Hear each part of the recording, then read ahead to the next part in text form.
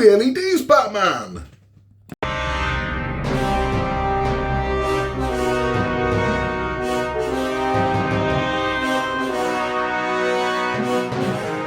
Hello there, welcome back to Build with the Boys, and I have issue 35 of Hachette's Build the Batmobile Tumbler. And guess what we're doing? More wires. Now, I get it, but bear with me because good things definitely are coming. And we'll talk more about that in issue 40. So we're going right through, so we're doing all of these. So these will be coming rapid fire on the channel, right up to issue 40. And then when we get to 40, we'll talk about what's coming next. Now, if the wires have been driving you nuts, that's okay, because it looks like we're coming to the end of them. But it's all necessary. It all had to be done. So there's not a ton to do in this. There's really not, but we're going to do it anyway. And then by the time we get to 40, we're going to test all of our electrics. So we'll see exactly where we are, what does what, and how it works. Hopefully. Fingers crossed. This takes a ton of batteries. So you're going to need a lot of batteries to get this one going. But we're not there yet. We're going to put these wires together. And then we're going to have a chat. We're going to have a chat about... I know what you're thinking. Well, we were Batman and Robin last time. On the Nolan trilogy this time. No, we're not. Because there was a 7-year gap between the Nolan trilogy and Batman and Robin. So why was there a 7-year gap? And what happened in that 7-year gap? Where all of a sudden we've gone from the campness of Batman and Robin to the darkness of the Nolan trilogy. What happened in those 7 years to make that happen? What did it cause? Where did we get to it? And what movies also contributed to the downfall of Batman in the 90s, because it wasn't just Batman and Robin that caused the fallout. We'll talk about that at the end of our Bat Chat. But without further ado, let's get this one open and let's get these wires connected. Okay, so let's see what we're dealing with. Again, don't need this, Hachette. Whatever you're paying to have these printed, stop and reduce the cost of the build. We'd appreciate that a lot more. So we have a very large wire there. Maybe a lot. I mean, it is just wires, but we've got a lot of wires. So we've got some connectors, got some switches, LED. That's a hefty LED. That's a big old LED. LEDs.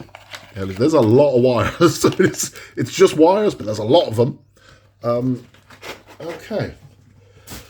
Wow, that's a lot of wires. So what are we looking at? So we got 1, 2, 3, 4, 5, 6, 7, 8, 9. We've got 10 wires in this box. I mean, it's still just bloody wires, but we've got 10 of them. Right, so the first thing we're doing is we are connecting the LED lights to the connector. The good thing about these is all of these wires do have numbers on them, which is nice. We're not relying on a little sticker or anything like that, which is helpful. So you can see here we have, let's get that the right way, that would help, wouldn't it? 21 and 22. So we're going to take our LED over here. And this should be, I mean, this really is as simple as, there we go, it's 21 to 21. So we're going to put our first one in here. Make sure your wires are pressed down. That's it. So it's 21 in. We're going to take our opposing one, which is 22. And guess where that's going? That's right, it's going in 22. Didn't see that coming, did you? Right. So that's 21 to 21, 22 to 22. So that's those ones done. I get it, right? I know you've had enough of the wires. I've had enough of the wires. I'm not exactly enjoying this. But it's a necessary evil, people. That's where we are. What can I tell you? You know? It's, you want to get your teeth into something, but I can tell you you're going to get your teeth into something very soon. Okay, we're now using the massive one here, so you can see all of those connectors. That's a lot.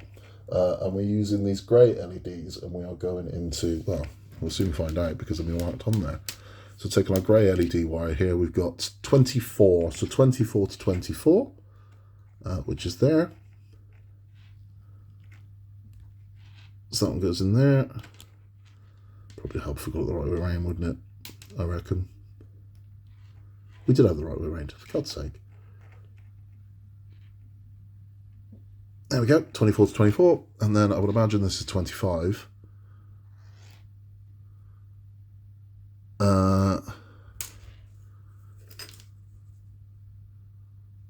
Yeah, 25 to 25.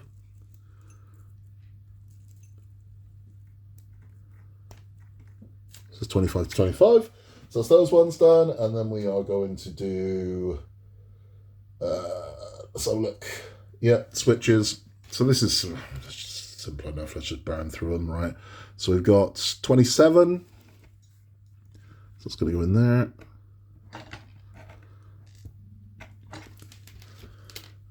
28. Oh no, we've got 29. So 29 is going to go in 29. What's going to be really annoying is they ask us to take all these apart again. Let's hope that doesn't happen, because that'd be really frustrating. 28. It's going to go to 28.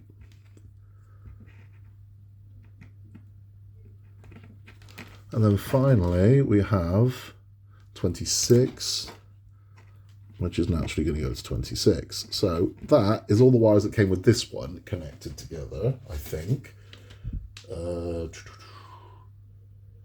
Yep. And then the one that we just made at the beginning, so that's this one over here, that will be 20. That's not going to connect there, right? So we're all connected up there, and we've got 20 there. So what we're going to do is we're going to bring up the board from the last one, and this is going to attach to it. So the board that we did in the last issue, we're going to get that one out, and this is going to plug to it. So let's get our board. Oh, God. Just this whole mess of wires. Right, so here we go. So we have this very large one here, 23 to 23. So let's make sure this is going the right way around. I'll do that way around.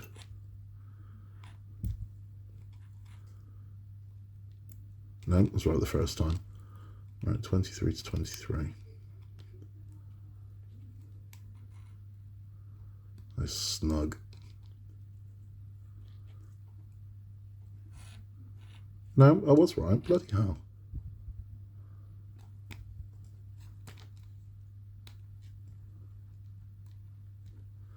There we go. So that's 23 in. And then one would assume 20 is going in as well. It is. So 20 that we just built with the long LEDs. That one's going in as well. So where 20 is. 20, 20, 20, 20, 20. 20. There it is. There's 20 there.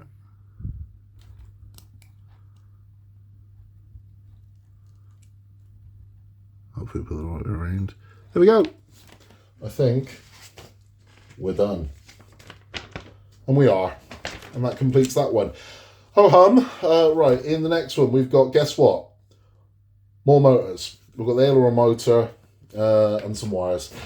Okay, let's have a chat. All done. More wires coming next as well. We're amassing wires like there's no tomorrow. It is what it is, right? It is what it is. It's, you know, do I wish I had something more to bring you? Absolutely. But all I can give you is what I've been given, and what I've been given is wires. Lots of them. So, it is what it is, right? But there is more coming, I promise you. There's more exciting stuff coming. If you just stick around with the instructions, thank you for stopping by. If you stick around for our Bat Chat, well, Batman and Robin spoke about the last one. That caused a lot of other DC projects to be cancelled, including Superman Lives, the Tim Burton, Nicolas Cage, you know, that we never got. That was cancelled based on the box office of not only Batman and Robin, but another one.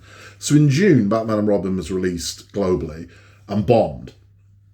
However, Warner Brothers weren't that worried at the time. They're like, you know what? Because we got 2 superhero movies coming out this summer. And if the first one isn't going to be gangbusters for us, the second one is a shoo-in. It's going to make us so much money. Well, hindsight's a hell of a thing. This was the movie they released in August of that same summer that Batman and Robin came out. And they wanted to release it August. They didn't want to hurt the box office of Batman and Robin, which is funny for so many reasons. You're probably thinking, I don't remember another superhero DC movie. Well, there was one, and it was this one. Steel.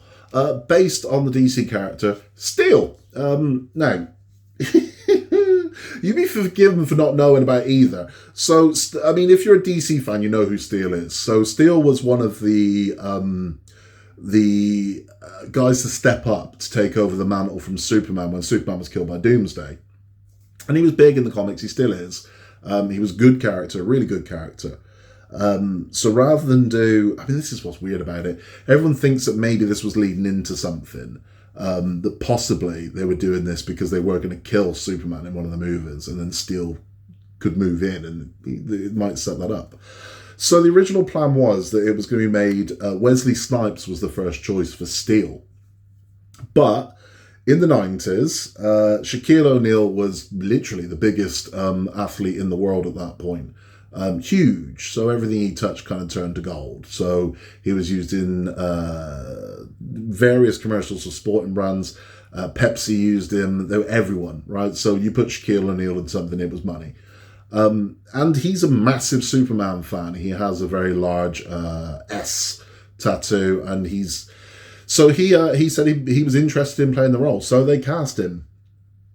And you know what? As an actor, he's a hell of a basketball player, because he can't act. I mean, this is the reality of it. Shaquille O'Neal cannot act. It's terrible. It's so bad. This film is bloody awful. And it makes you wonder how this ever came to be. Now, you can see from the cast list, Shaquille O'Neal's in it, and then everybody beyond Shaquille O'Neal is pretty much either a has-been or a nobody, because this movie had a budget of $17 million. I'd be willing to bet $14 million of that was to pay Shaq, because the rest of it looks like it was shot on a camcorder. The effects are bad, the story's bad, the jokes don't land, the costume looks ridiculous. Shaquille O'Neal in that outfit looks nuts, honestly. It's not good. You got him walking around in what's supposed to be a Steel outfit, even though he's the Man of Steel, but they've put him in Steel, which is just weird. And he's carrying a sledgehammer for a lot of it, and it's so bad. It's just not, it's terrible. So I'm not the only one who thinks that. This has got, I think, 8% on Rotten Tomatoes, which gives you an indication of how bad it is, because you'll always find someone on Rotten Tomatoes because, it's not bad. No, there's no redeeming feature about this film. It is bloody awful. I'm not joking. It's awful. With Batman and Robin, you could at least say, well, they swung for the fences, or they were trying to make it kid-friendly, or whatever it was. Steel's just bad. There's no two ways about it. It's a terrible movie. Literally everything about it. The acting's bad. The story's bad. The effects are bad. The set design is bad. The costumes are bad. Not joking. It's almost worth watching to see how much of a train wreck it is, because that's exactly what it is. It's an absolute train wreck. And they took a bath on it. So it cost $17 million. It's closing box office. Now, this is a summer movie featuring Shaquille O'Neal. Its closing box office was $1.86 million, which is insanity. That's terrible. Terrible. It didn't make $1 million on opening weekend. It made $700,000 opening weekend, which they must have been absolutely devastated with those numbers. You'd think that can't be right. $700,000 it made on opening weekend, and it opened nationwide. It wasn't like it was limited run. It was opening over 1,500 theaters, and it made $700,000, which is terrible. It's about $70. Well, not even that. It was about $50 a theatre, and it was like per showing, and it's like that's really bad. So it wasn't just Batman and Robin's box office that hurt DC at this point. It was the fact they had two big superhero movies released in summer, and both of them absolutely bombed. That you'd be nuts to throw any more money after one. You would. Now, it's not fair to say that either of those killed a franchise, but they did that much damage to it that it would be 7 years until we would get the Nolan trilogy. We would get DC films before then, and we're going to talk about some of those coming up. But at this stage, so when Steel's released, even though Batman and Robin has bombed, the plan's already been laid out for what would be Batman 4. And it was a movie called Batman Unchained, and we'll be talking about that in the next one. Because again, it was all change. So there was going to be a new Batman. There was again, because Clooney had said he'd never be Batman again. So it was going to be all change, but we'll talk about all of that in the next one. We will be back very, very, very soon with issue 36. Take care. We'll see you then in a world where you can be anything at all. Just be nice. And remember, Gotham needs us.